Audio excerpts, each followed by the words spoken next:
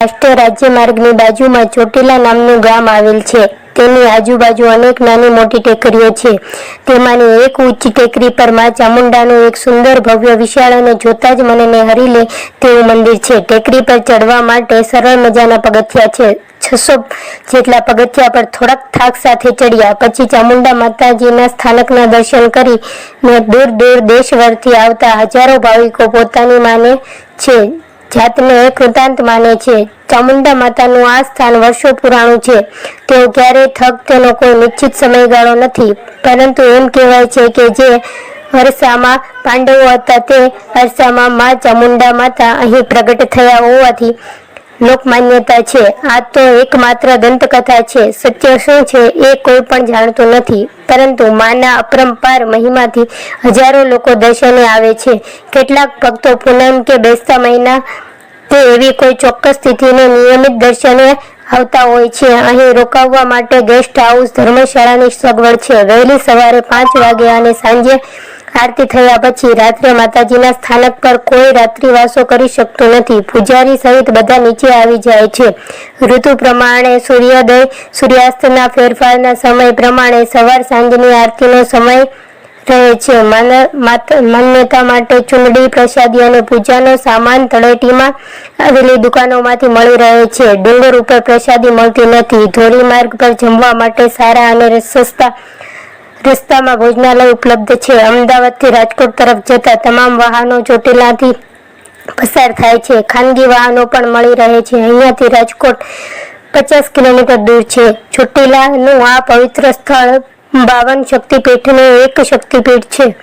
પુરાણમાં આપેલી વાર્તા પ્રમાણે પ્રજાપતિ દક્ષરાજે જગત કલ્યાણ માટે એક પક્ષનું આયોજન કર્યું. આ યજ્ઞમાં બ્રહ્મા, વિષ્ણુ, નગ અને ઋષિગણ સહિત બધાની ઉપસ્થિતિ રહેવા આમંત્રણ મળ્યું. માત્ર પોતાના જમાઈ અને દેવે ભગવાન શિવને આમંત્રણમાં બાકાત રાખ્યા. કોઈ પણ પક્ષ ભગવાન શિવની હાજરી વગર નકામો અને નિર્થક છે. વગર આમંત્રણે ભગવાન શિવની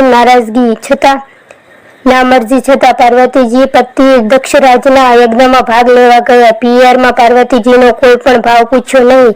સતી મનોમન સહન કરી ગયા, પરંતુ જ્યારે યજ્ઞમાં શિવની થયેલી કોઈ ચારે બાજુ ખૂબ દુઃખી થયા. પતિનું અપમાન સહન કરવાથી પાર્વતીજીએ અગ્નિના જ્વાળામાં કૂદી પોતાની જાત અગ્નિદેવને સમર્પિત કરી દીધી. ભગવાન શંકરે આ સમાચાર જાણ્યા ત્યારે તેમને વિદ્રભેદ અને બીજા અક્ષરાજને પકડીને મારી નાખવા માટે હાહાકાર મચી ગયો. સતીના વિષ્ણુમાં ભગવાન ક્રોધિત થયા. સતીના અર્ધ મરેલા મૃતદેહને હાથમાં લઈને તેમણે તાંડવ નૃત્ય કર્યું. આ તાંડવ નૃત્ય એટલે ભયંકર હતું કે વિશ્વમાં હાહાકાર મચી ગયો. ભગવાન શંકરનું તાંડવ નૃત્ય રોકવા ભગવાન વિષ્ણુએ સુદર્શન ચક્રથી સતીના અર્ધ મરી ગયેલા મૃતદેહ 9 ટુકડા કર્યા. જ્યાં સતીના અંગેનો જે ટુકડો પડ્યો ત્યાં એક શક્તિપીઠ બન્યું. ભારતમાં જે શક્તિપીઠો આવેલી છે એમાંનું એક ચોટીલા પણ હોવાનું માન્યતા છે. આ ઉપરાંત પણ અનેક માન્યતા છે.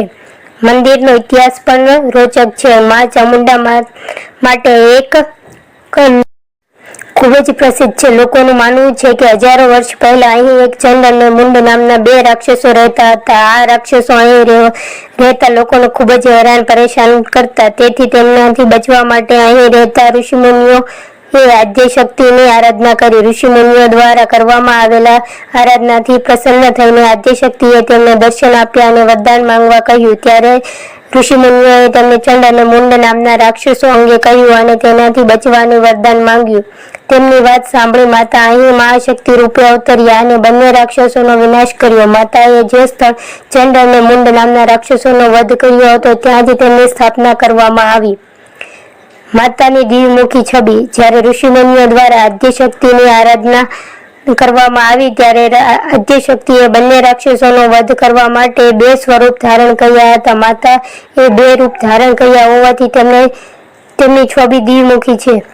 શા માટે કહેવાયા ચામુંડા? આદ્યશક્તિના 64 અવતારોમાંથી ચામુંડા એક છે. આદ્યશક્તિએ ચંડ અને મુંડ નામના 2 રાક્ષસોનો વધ કર્યો હોવાથી તેમને ચામુંડા નામ આપવામાં આવ્યું. તેમનું વાહન સિંહ છે. સાંજ પડતા જ માતાનો દરબાર કરવામાં આવે છે. ખાલી ચોટીલામાં મંદિર પર્વતની ટોચ પર છે. કહેવાય છે કે મંદિર સવારે ખુલ્યા પછી સાંજે 7 વાગે બંધ થઈ જાય છે. સાંજે 7 વાગ્યા પછી ઉપર જવાની કોઈને પણ મંજૂરી આપવામાં આવતી નથી. શ્રદ્ધાળુઓ પણ ચોટીલા પરથી સાંજે 7 વાગ્યે દર્શન કરી ઉતરી જાય છે, જ્યારે પૂજારી પણ સાંજની આરતી કરી તળેટીમાં આવી જાય છે. સિંહ કરે છે મંદિરની રક્ષા. કહેવાય છે કે ચોટીલા પર માં ચામુંડા સાક્ષાત બિરાજમાન છે. રાત્રિના સમયે મંદિરની રખેવાળી કરવા માટે સિંહ રોજ આવે છે. મહત્વના તહેવાર. મંદિરમાં વર્ષની 3 નવરાત્રિઓ ઉજવવામાં આવે છે. મહા, ચૈત્ર અને આસો માસની નવરાત્રી સમયે મેળા જેવું વાતાવરણ જોવા મળે છે. નવરાત્રી દરમિયાન મંદિરમાં ખૂબ પ્રમાણમાં લોકો આવે છે. આસો માસની નવરાત્રીના આઠમા નોરતે ડુંગર પર નવચંડી હવન પણ કરવામાં આવે છે. ભોજનાલય અને રહેવાની વ્યવસ્થા. ચામુંડા મંદિર ટ્રસ્ટ દ્વારા યાત્રીઓના ઘસારાને જોતા ભોજનાલયની વ્યવસ્થા પણ છે. દૂરથી આવતા